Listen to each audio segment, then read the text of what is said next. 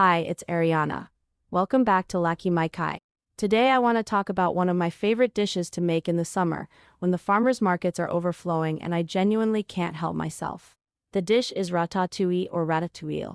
But I'm not talking about the slow, oven-baked, all-afternoon French classic version.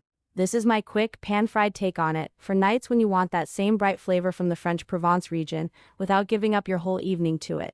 Ratatouille has this wonderful, humble history behind it. It comes from Nice, in the south of France, and it goes all the way back to the 1700s. Originally, it was peasant food, just whatever vegetables were on hand, simmered together into something nourishing. The name itself comes from a French word that basically means to stir up. I love that. There's no pretension in it at all. It's literally just a dish named after the act of stirring things together.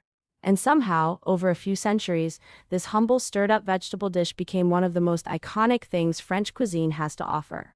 What I love about it is that it's proof you don't need anything complicated to make something incredible.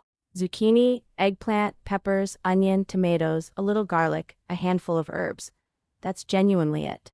And when those vegetables are treated well, the result tastes like sunshine and a garden all at once.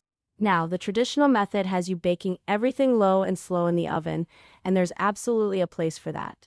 But most weeknights, I don't have that kind of time, and honestly, I don't always want the vegetables cooked down until they're that soft either. So my version keeps everything in a pan on the stovetop, quicker, and it lets the vegetables stay just slightly crisp. So you get all that same bright flavor with a little more texture and life to it. Before we get cooking, let me tell you why I make this so often. Beyond just loving the taste. It's absolutely loaded with nutrients. All those different vegetables mean a real range of vitamins, minerals, and antioxidants in one pan.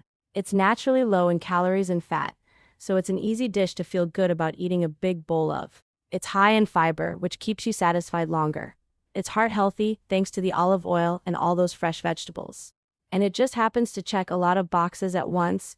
It's naturally vegan, gluten-free, and fits right into a Mediterranean or lower-carb way of eating, without me having to think about it or adjust anything. Alright, let's cook. This makes about 5 servings. You'll need a 1/4 cup of olive oil, 2 medium yellow zucchini, thinly sliced, and 2 medium green zucchini, also thinly sliced. I like using both for the color contrast. Honestly, it makes the whole pan more beautiful. 1 medium eggplant, diced, 2 large red bell peppers cut into julienne strips, 1 large onion, thinly sliced, 3 minced garlic cloves, 14 ounces of canned diced tomatoes, well drained, or you can use fresh tomatoes instead if you want a bit more crispness and brightness, a teaspoon of fresh thyme, 2 tablespoons of fresh chopped basil, 2 tablespoons of fresh chopped parsley. Add salt and black pepper to taste, and if you have it, add a tablespoon of balsamic vinegar. That one's optional, but I almost always add it for a little extra acidity at the end. Let's get into it. First, prep all your vegetables. Slice the zucchini, dice the eggplant, julienne the peppers, slice the onion, and mince your garlic. If you're using fresh tomatoes instead of canned, go ahead and dice those now too. If you're using canned, just make sure they're really well drained, or you'll end up with a watery pan instead of that concentrated flavor we're after. Heat 2 tablespoons of the olive oil in a large pan over medium heat. Add your sliced onion and minced garlic, and sauté for about 2 to 3 minutes, just until the onion softens and the garlic turns fragrant. You'll know when you get there. Your kitchen will smell incredible at this point. Then add the eggplant, season it with salt and pepper, and cook for about 5 to 7 minutes, stirring occasionally until it softens up. Next, add in your yellow and green zucchini along with the red bell peppers. Keep cooking for another 5 to 6 minutes, stirring frequently, until everything is tender, but still has a little bite left to it. That's the whole point of the quick method. We're not going for mush here. Now stir in your drained tomatoes, along with the thyme, basil, and parsley.